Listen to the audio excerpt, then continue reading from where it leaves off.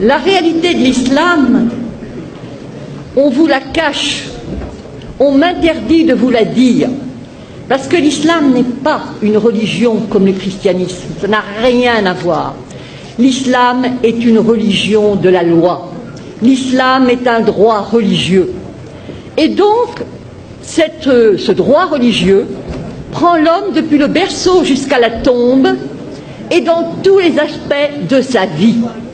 Que ce soit pour aller aux toilettes, comment faire pour aller aux toilettes, comment faire pour conclure un contrat, comment faire pour faire la prière.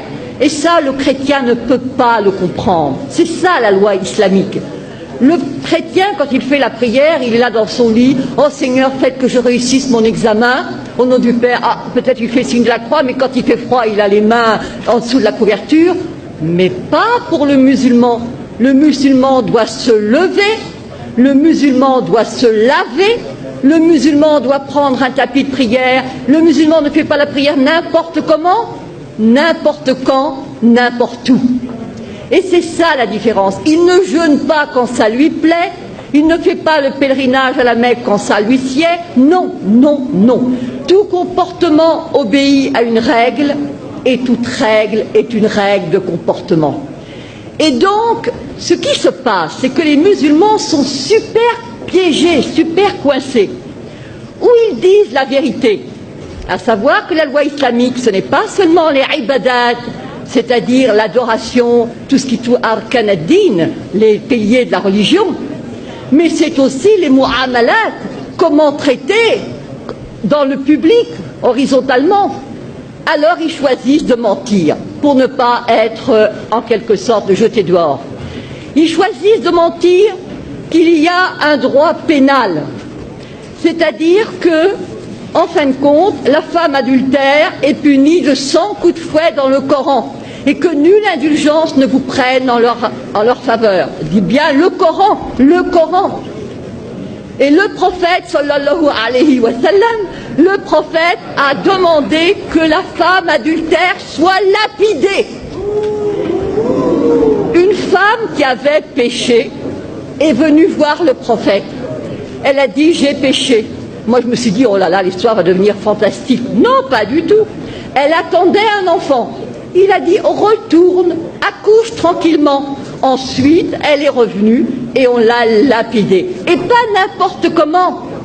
Avec des pierres pas trop grosses, elle serait tuée d'un seul coup. Non, des pierres de grosseur moyenne. La même chose quand on va aux toilettes, pas des pierres coupantes pour se couper l'anus, bien sûr que non. C'est-à-dire que, si vous voulez, tout est réglementé. La femme adultère, fouettée, après 100 coups de fouet bien donnés, vous ressortez en capillotade. L'apostasie est punie de mort. La consommation d'alcool de 80 coups de fouet. Le vol, la main coupée. Et dans le fiqh, c'est même la main coupée, le pied inverse, c'est ce qu'on appelle l'amputation croisée. Alors les musulmans, parce que ça fait partie de leurs droits religieux, choisissent de dire non, non, non, non, non, non, nous sommes comme les chrétiens. C'est pareil, les fils d'Abraham, patati, patata. Alors on les acclame. Je leur dis liberté. Oui, oui, oui, oui, liberté. Je leur pose la question. Est-ce que le musulman peut, est-ce que la musulmane peut épouser un non-musulman? Est-ce que le musulman peut se convertir à une autre religion? Est-ce que le musulman peut être athée? Est-ce que le musulman peut être homosexuel? Est-ce que le musulman peut même être célibataire? Car le célibataire est de la pire espèce. Et oui. Est-ce que, pas de monachisme en islam? Alors je ne vous dis pas les curés, les moines, enfin les curés on ne sait pas, mais les moines en tout cas, ils passeraient un mauvais quart d'heure. Et la religion catholique, c'est l'horreur, l'abomination. Ils disent trois, c'est considéré comme un trithéisme, donc ils seraient zigouillés. Et quant à la messe, alors là, la messe, le pain est transformé en corps du Christ, mais c'est de l'anthropophagie pour eux. Et boire du vin. C'est-à-dire que tout est quelque chose, horreur, horreur, horreur. ce sont des moushrikoun, des associateurs, et c'est najas. Najas, c'est-à-dire impureté, saleté, cochonnerie. Alors, liberté, laissez-moi rire, il n'y en a pas.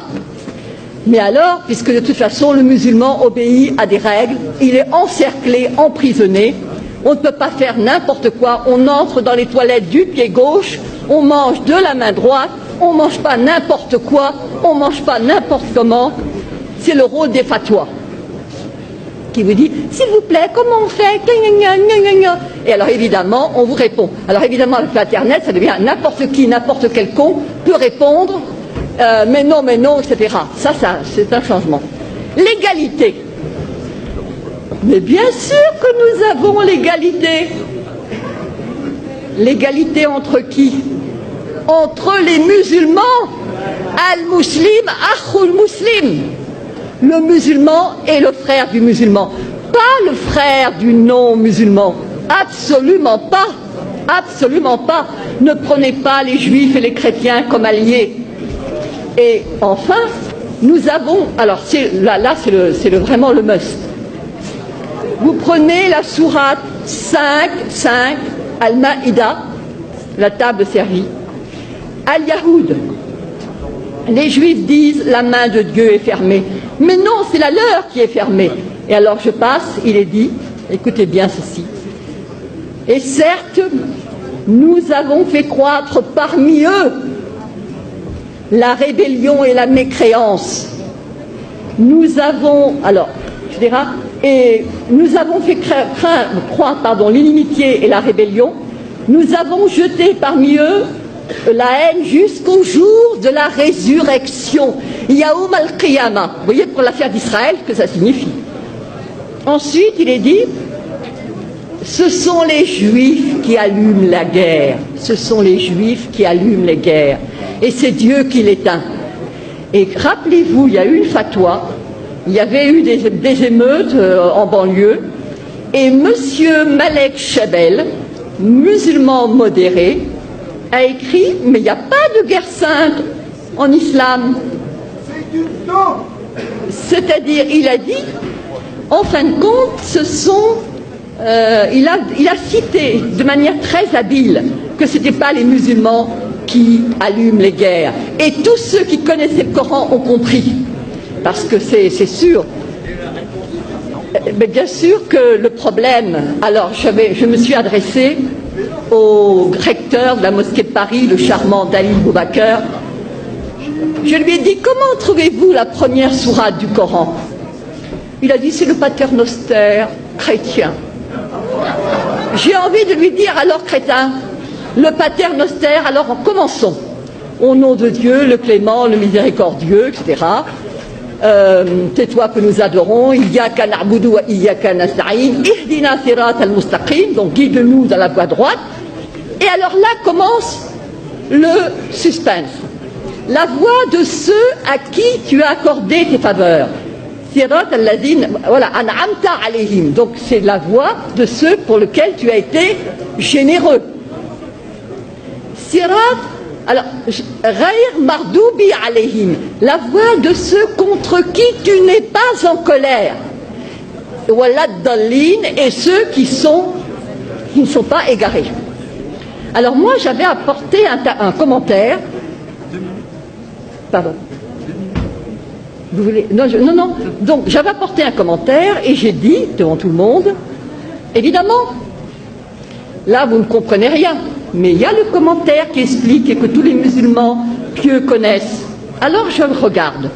Quels sont ceux à qui Dieu a accordé ses faveurs? Alors je vois al-Muslimoun ou al-Anbiya, donc les musulmans, les prophètes. Quels sont ceux contre qui Dieu est en colère? J'ouvre le tafsir, le commentaire, et je vois al-Yahoud, les juifs. Et ceux qui sont égarés, je regarde, et je vois al-Nasara, les chrétiens, les nazaréens. Et je dis, c'est ça, votre sourate première, le paternoster, et nos curés cons, qui font du dialogue islamo-crétin.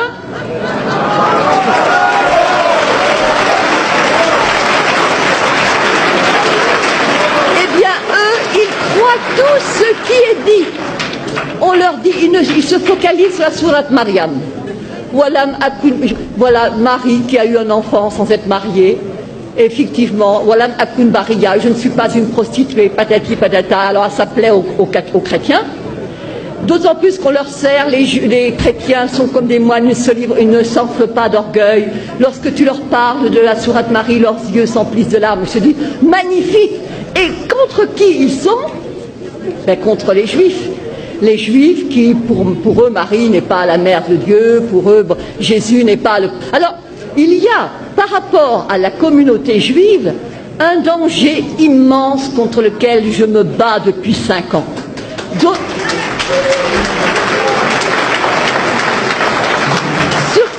Surtout à cause du problème d'Israël. Les gens qui combattent contre les Israéliens ne sont pas des gens du XXIe siècle. Ce sont des gens qui se rappellent qu'il a été dit qu'au jour du jugement dernier, les Juifs se cacheront derrière une pierre, derrière un arbre, que la pierre elle-même et l'arbre diront, il y a un Juif derrière, tue-le. Alors comment laisser ces non-assistance à peuple en danger? Oui, bien sûr. Donc je dirais, l'islam n'est pas ce qu'on vous enseigne, l'islam n'est pas ce qu'on vous dit. L'islam est dangereux parce qu'il n'y a pas d'égalité, pas de liberté, pas de fraternité, pas de possibilité de s'en sortir.